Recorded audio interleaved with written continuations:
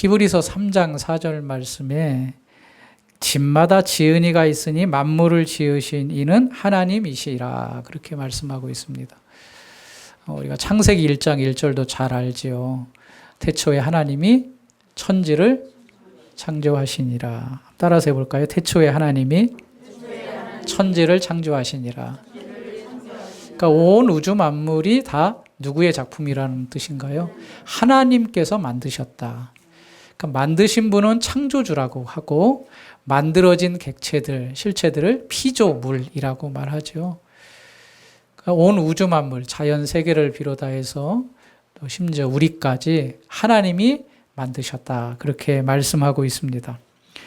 특별히 여섯째 날은 우리의 형상을 따라, 즉 하나님이 삼위일체 하나님으로 우리가 알고 있죠. 성부, 성자, 성령. 그래서 복수를 씁니다. 우리의 형상을 따라 우리의 모양대로 사람을 만들자. 그렇게 말해요. 여기 사람이라는 게 히브리어로 아담입니다. 아담. 사람, 아담.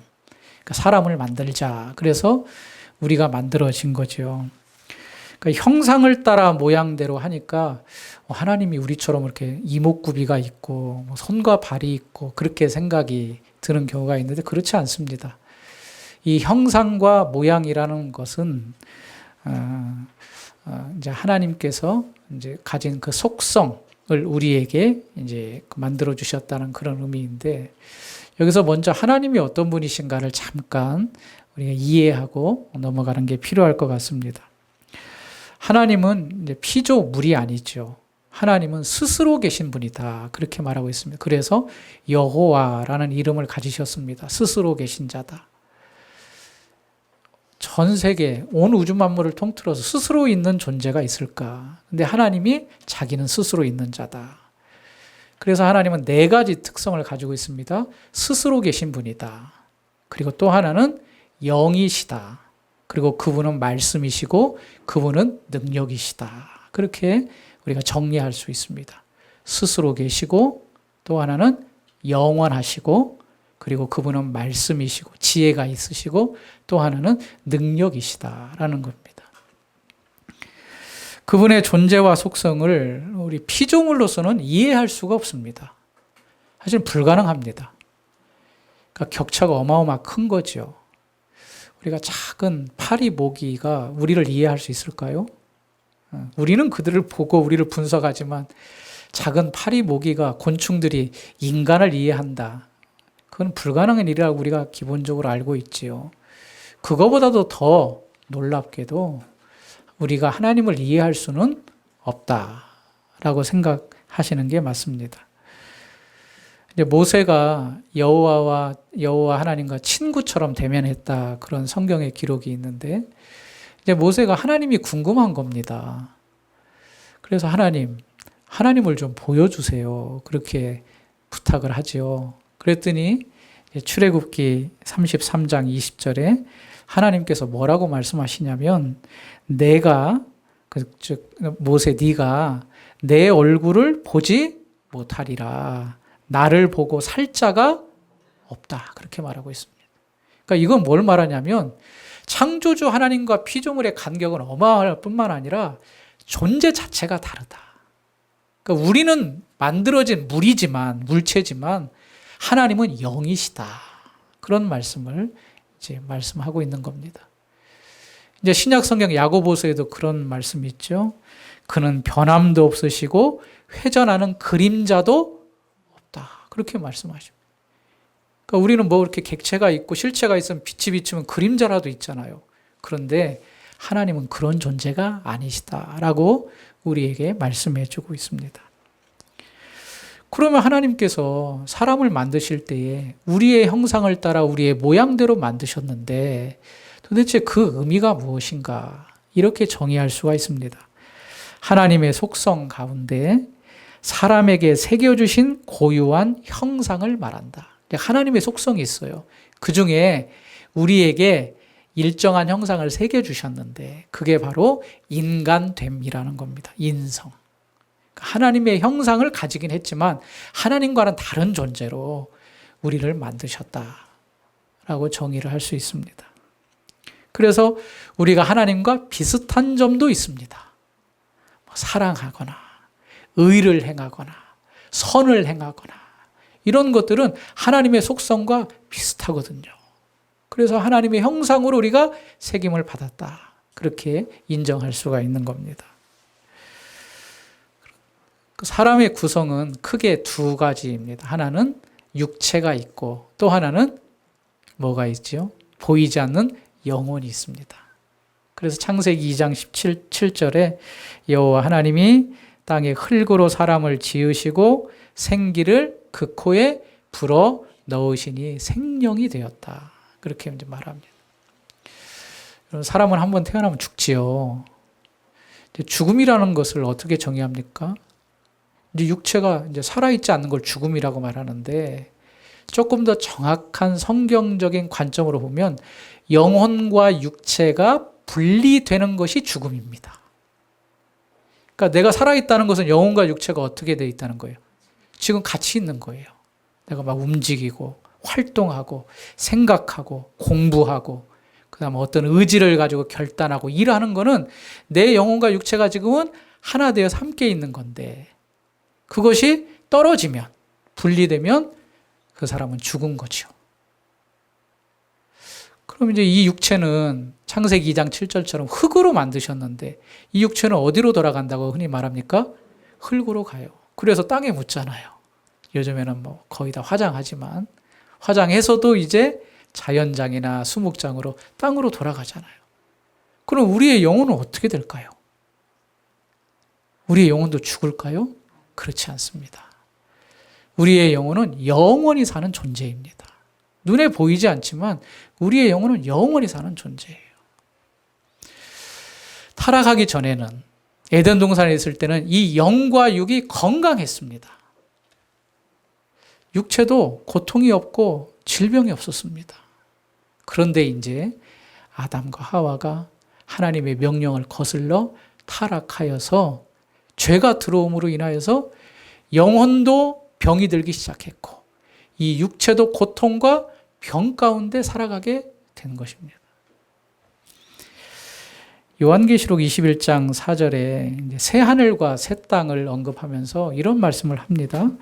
모든 눈물을 그 눈에서 닦아주시니 다시는 사람이 없고 애통하는 것이나 곡하는 것이나 아픈 것이나 다시 있지 아니하리니. 여기에 아픈 것이라고 나옵니다. 그럼 새하늘과 새 땅이 아닌 이 땅에서는 우리 육체는 뭘 겪는다는 걸까요? 아픔을 겪어요. 아파요. 병이 있어요. 왜냐? 죄 아래 있기 때문에 그렇습니다. 그럼 보이지 않는 영혼은 어떨까요? 보이지 않는 영혼도 우리가 건강한 것 같지만 사실은 병이 들었어요. 오늘 읽은 말씀은 이런 육과 영에 관한 부분을 우리에게 말씀해 주고 있습니다. 예수님께서 갈릴리 호수의 날 한 산에 올라가셨습니다. 이 날도 수많은 무리들이 예수님을 따라왔습니다. 그런데 그 큰 무리 가운데 어떤 사람은 육체적 장애를 가진 사람도 있었습니다. 이제 그 사람들이 예수님 앞에 나오는 거죠. 30절 말씀 함께 보겠습니다. 시작. 큰 무리가 다리 저는 사람과 장애인과 맹인과 말 못하는 사람과 기타 여럿을 데리고 와서 예수의 발 앞에 앉힘에 고쳐 주시니. 수많은 사람들이 이제 그 이후에 보겠지만 오병이어의 기적과 함께 오늘 본문에는 7병이어의 기적을 말하는데 수천 명이 넘는 사람들이 예수님 앞에 모였습니다. 온갖 사람들이 다 모였겠죠. 정상적인 사람도 있지만 여기에 말씀대로 30절의 말씀대로 보면 불구자, 장애인도 포함이 되어 있습니다. 요즘 이제 아이 출산율 때문에 이 나라 앞날이 걱정이 되긴 하는데 점점 또 늘어난다고 하더라고요. 그래서 아이들을 보면 너무 귀엽고 산책하다가 유모차 안에 있는 정말 아직 한 석 달, 넉 달밖에 되지 않는 아이들 보면 너무 귀엽고 사랑스럽고 다 예쁘죠. 이 아이가 딱 태어났을 때에 간호사가 제일 먼저 하는 게 뭡니까? 네. 손가락, 발가락을 확인하는 겁니다. 탯줄을 끊고 그 다음에 막 이제 등을 두드려 가지고 이제 호흡을 한 다음에 울음을 떨어뜨린 다음에 이제 간호사가 그 누워있는 출산한 산모와 옆에 있는 아버지, 또 가족에게 제일 먼저 발가락 숟가락을 확인해 주더라고요. 손가락을. 자, 5개, 5개, 5개, 5개. 이건 뭡니까? 이 아이가 정상이라는 뜻입니다. 6개일 수도 있고 4개일 수도 있잖아요. 불구로 태어날 수도 있거든요. 그런데 5개, 5개라는 것은 온전하게. 저도 그런 경험을 해보니까, 야, 이게 손가락 5개 있는다는 것이 큰 축복이구나. 감사한 거구나. 왜냐면 그렇지 않은 사람도 있거든요. 오늘 말씀해 보니까, 이제 저는 자가 있고, 또 장애인이 있고, 앞을 못 보는 자가 있다. 그렇게 이제 말을 하거든요. 이 사람들이 선천적으로 그렇게 된 수도 있고, 또 후천적으로 이런 영향을 받을 수도 있는데, 어쨌든 이 사람들은 신체가 불구가 되어서 정상적인 삶을 잘 살아가지 못하는 사람일 거라고 우리는 추측할 수가 있습니다. 근데 이런 정상이 아닌 불구의 몸을 가진 사람들이 예수님 앞에 나온 겁니다. 나왔을 때에 예수님께서 그들을 어떻게 해주셨다고 말하죠? 30절 맨 마지막 절, 발 앞에 앉힘에 고쳐주셨다. 그리고 31절에 말 못하는 사람이 말하고 장애인이 온전하게 되고 다리 저는 사람이 걸으며 맹인이 보는 것을 무리가 보았다. 그리고 하나님께 영광을 돌렸다. 그렇게 말하고 있습니다. 이 사건을 통하여서 말하고 싶은 것은, 야, 예수님이 역시 예수님이구나. 예수님 앞에 가면 모든 것이 다 고침을 받는구나. 그렇게 우리가 생각할 수 있죠. 맞습니다. 그런데 이 말씀은 또 다른 의미가 있습니다. 여기에 4종류의 사람이 나오잖아요. 누구누구 나오죠? 한번 여러분 확인해 보십시오. 다리 저는 사람, 또 장애인, 또 맹인, 또 말 못하는 사람. 왜 이 4사람만 얘기했을까? 이것은 구약의 예언이 이루어졌다는 것을 말하기 위함입니다. 이사야 선지자가 예언을 했거든요. 뭐라고 예언했냐면 이사야서 35장 1절에 광야와 메마른 땅이 기뻐하며 사막이 백합화같이 피어 즐거워하며 하면서 이런 있을 수 없는 일들이 일어난다라고 말하면서 5절에 그때의 맹인의 눈이 밝을 것이며 못 듣는 사람의 귀가 열릴 것이며 6절 그때의 저는 자는 사슴과 같이 뛸 것이며 말 못하는 자의 혀는 노래하리니. 그러니까 똑같은 사람이 지금 예수님의 고침을 받은 겁니다. 그럼 예수님이, 야, 예수님께 가면 모든 병이 다 고침받아. 능력의 분이야. 능력을 가지신 분이야. 라고 인식할 수도 있지만 더 나아가서는 이분이 구약에 예언한 메시아구나. 메시아구나.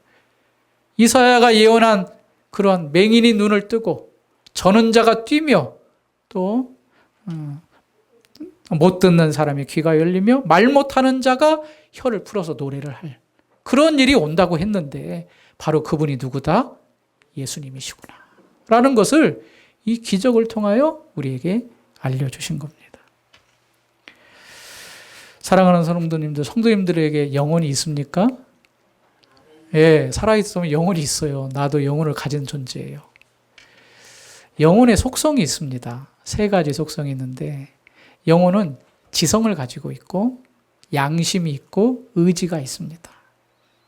그래서 우리가 짐승과 다른 거는 이런 지성과 또 양심과 도덕, 의지를 가지고 있기 때문에 우리가 선과 악을 구분할 수 있고 우리의 의지를 가지고 무엇인가를 결단하며 자율적으로 활동할 수가 있습니다.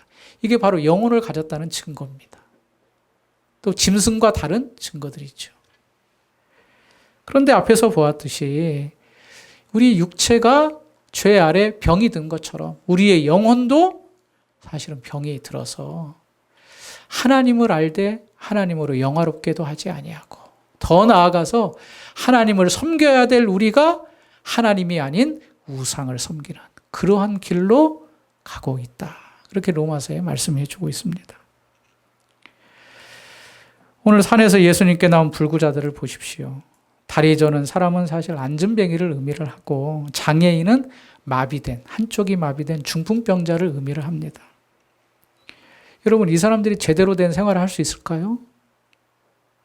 이분들이 이제 앞에 나오긴 했지만 사실 불구를 가진 몸을 자기가 잘 못 쓰는 몸을 가진 사람들은 사람들 앞에 나아가기를 꺼려합니다.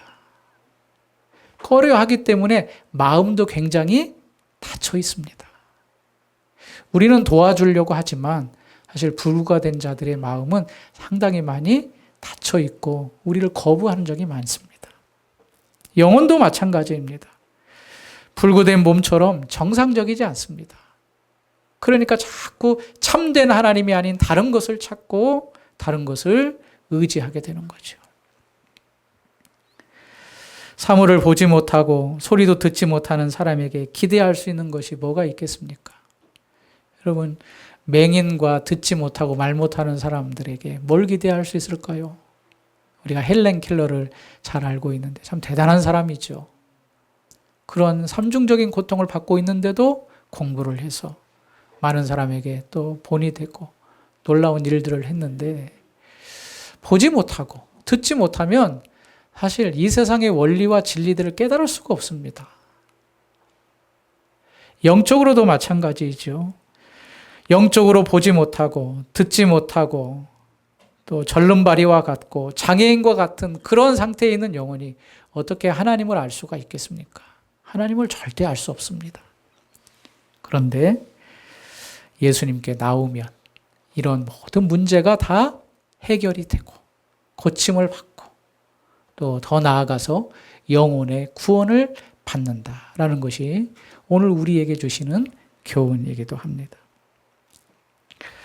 우리가 지난번에 전전주죠. 마태복음 15장에 수로보니게 여인을 봤는데 수로보니게 여인의 딸이 어떤 상태에 있는지 기억하시나요? 흉악한 귀신에 들렸잖아요. 그 귀신을 좀 쫓아내달라고 예수님 앞에 나왔잖아요. 그랬더니 예수님이 그 수로보니게 여인을 어떻게 합니까? 냉대했잖아요. 그러니까 수로보니게 여인이 주인의 상에서 떨어지는 부스러기도 개들이 먹지 않습니까? 그래서 예수님 그 말을 듣고 믿음을 칭찬하시면서 내 딸이 나았다. 그랬는데 이 수로보니게 여인은 영적으로 매여있는 귀신 들린 그 딸의 모습이 바로 자기의 모습임을 알고 이 메시아이신 예수님을 다윗의 자손이여 외치면서 따라왔던 것을 우리가 보았습니다. 그런데 이 수로보니게 여인은 자발적으로 예수님 앞에 나왔잖아요. 그런데 오늘 본문을 잘 보시면 이 4명의 사람들은 자발적으로 나온 게 아니었습니다. 30절 말씀을 다시 한번 볼까요? 제가 읽어드리겠습니다. 큰 무리가 다리 저는 사람과 장애인과 맹인과 말 못하는 사람과 기타 여럿을 데리고 와서 예수의 발 앞에 안침에 고쳐주시니. 이들이 자기의 병을 고쳐달라고 예수님 앞에 스스로 나온 게 아니라 어디 보면 이 큰 무리들 가운데 여러 사람이 그 사람들을 떠밀었던 것 같아요. 야, 너 지금 부족한 게 있잖아. 너 지금 고쳐져야 되잖아. 너 지금 온전하지 않잖아. 예수님 앞에 나가 하면서 등 떠밀듯이 등 떠밀려 나온 듯한 그런 모습으로 예수님 앞에 안침에 그렇게 말하고 있습니다. 여기서 우리가 중요한 사실 하나를 깨닫습니다. 수로보니게 여인처럼 자발적으로 나왔든지 아니면 누군가 나를 등 떠밀어서 예수님 앞에 나왔든지 나오는 게 중요하다는 겁니다. 예수님 앞에 나오는 것. 왜냐? 예수님은 영과 우리의 영혼과 육체를 치료해 주실 수 있는 분이기 때문에 그렇습니다. 누구라도 예수님 앞에 나와야 됩니다. 우리의 영혼과 우리의 육체를 치료해 줄 수 있는 분은 이 세상에 아무도 없습니다. 오늘 이 본문을 통하여서 우리가 깨닫는 한 가지는 우리의 영과 우리의 무뎌진 또 병든 영혼을 육체를 채울 수 있고 치료할 수 있는 분은 바로 예수님임을 우리가 알아야 될 것입니다. 예수님 앞에 나오면 어떤 은혜가 있는가? 예수님 앞에 나오면 부족함 없이 치료를 받고 회복되는 은혜가 있습니다. 완전하게 치료받고 회복이 됩니다. 우리 성도님들 한번 자신을 돌아보았으면 좋겠습니다. 여러분 오늘 예배의 자리에 나왔죠. 예배의 자리에 나온다는 것은 하나님 앞에 나왔다는 의미입니다. 과연 어떤 마음을 가지고 이 자리에 나오셨습니까?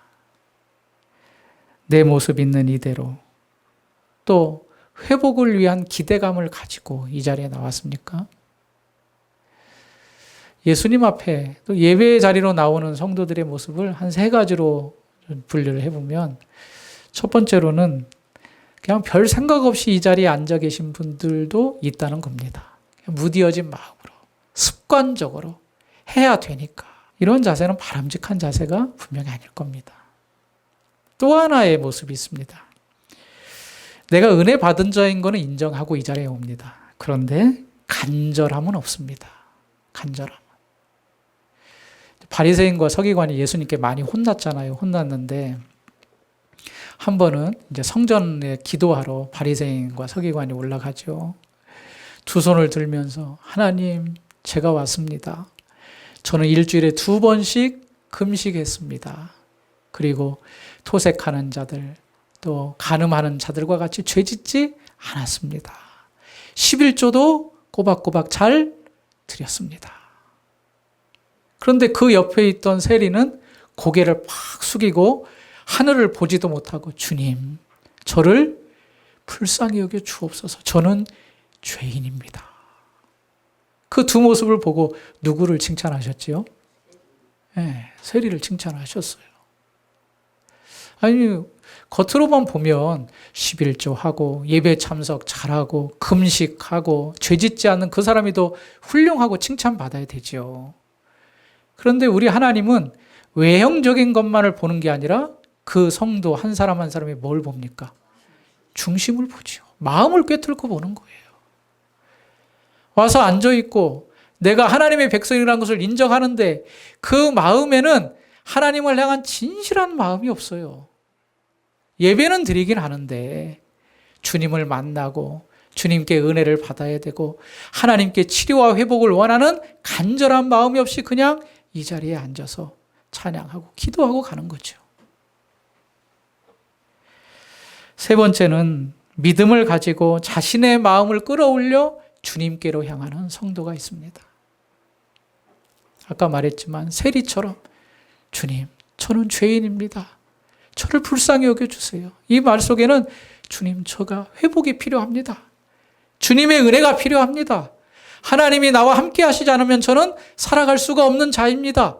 이런 신앙의 고백을 담아서 이 자리에 앉아 있는 거예요. 하나님은 그러한 간절함을 담아서 앉아 있는 자들에게 뭘 주실까요? 회복을 주시고 치료를 주시고 은혜를 부어주시고 풍성함을 주시지 않겠습니까? 여러분은 세 부류 가운데 1번인지 2번인지 3번인지 1번과 2번은 우리가 해서는 안 되고 그렇게 돌아가서는 안 될 줄 믿습니다. 우리 예수님께서는 우리가 치료받기를 원하시고 영육이 회복되기를 원하십니다. 불구의 몸으로 그 앞에 나오셨던 것처럼 또 그의 영혼도 죄 아래서 항상 마귀의 시험과 세상의 유혹으로 인하여서 찌들리고 힘든 그 영혼들이 예수 그리스도의 은혜를 힘입어 회복되기를 원하십니다. 그런 은혜가 우리 주일 예배마다 또 예배드리는 모든 현장마다 있기를 간절히 바랍니다.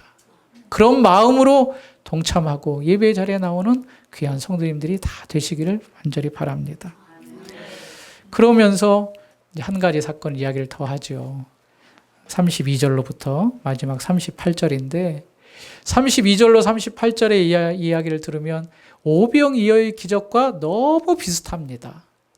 다른 게 있습니다. 숫자만 좀 다릅니다. 그때는 물고기 2마리와 떡 5개였는데 이제는 물고기 2서마리와 떡 7개로 먹이셨고 그리고 오병이어 할 때는 장정이 5,000명이었는데 오늘은 4,000명이고 또 남은 광주리가 오병이어 때는 12개였는데 오늘 4,000명 먹이신 기적에서는 몇 광주리가 남았죠? 몇 바구니가? 7바구니가 남았다. 숫자만 좀 다르지 그 진행되는 과정은 너무나도 비슷합니다. 여기서 우리가 또 주목해 봐야 될 것은 오늘 말씀의 제목과 연관된 건데 37절 말씀입니다. 읽겠습니다. 다 배불리 먹고 남은 조각을 7 광주리에 차게 거두었으며. 소외된 사람이 있습니까? 없습니다. 낙오된 사람이 있나요? 너는 어리니까 이 하나님의 그 풍성한 식탁에 참여 못해. 그러지 않습니다. 다 배불리 먹었다. 육적으로도 배불리 먹은 겁니다. 육적으로도. 여러분, 사람이 제일 서러울 때가 배고픈 때라 그러잖아요. 그런데 오병이어하고 또 다른 점이 있습니다. 이들이 지금 며칠째 따라다녔냐면 3일째 따라다닌 겁니다. 3일째 예수님이 가르치는 그 복음과 하늘나라 선포를 들으며 영혼이 충만해진 겁니다. 충만해졌는데 육신은 어떻게 된 거예요? 아마 3일 동안 따라다닐 걸 준비를 하고 다 왔겠죠. 근데 3일 동안 거하면서 준비된 음식이 다 떨어지고 이제 먹을 것이 없는 거예요. 육신이 배고파요. 영혼은 충만한데 하나님의 말씀으로 충만해졌는데 육신이 배고파요. 그런데 예수님은 그 배고프고 기진한 백성들의 육체적 어려움까지 다 채워주셨다는 겁니다. 우리가 믿는 하나님은 그러한 하나님이십니다. 우리의 영혼을 만족해 하실 뿐만 아니라 이 땅에 살아가는 육신의 어려움도 다 해결해 주시는 분입니다. 우리가 이걸 믿어야 됩니다. 하나님을 믿으면 우리의 영혼에 대한 하늘에 대한 소망을 얻을 뿐더러 이 세상을 살아가면서 우리의 필요한 것도 그 하나님께서 채워주신다. 영과 육의 배불리 얻음을 얻게 된다는 사실을 우리가 오늘 말씀을 통하여 얻게 되죠. 근데 여기서 이제 또 중요한 것 한 가지가 있습니다. 그런데 영과 육을 선후를 따질 때 뭘 가장 우선순위에 둬야 될까요? 둘 중에 먼저는 우리의 영혼의 만족을 우선순위에 둬야 됩니다. 여러분 그런 기도 해보셨습니까? 주님, 이 문제 해결해 주시면 제가 주님 잘 섬기겠습니다.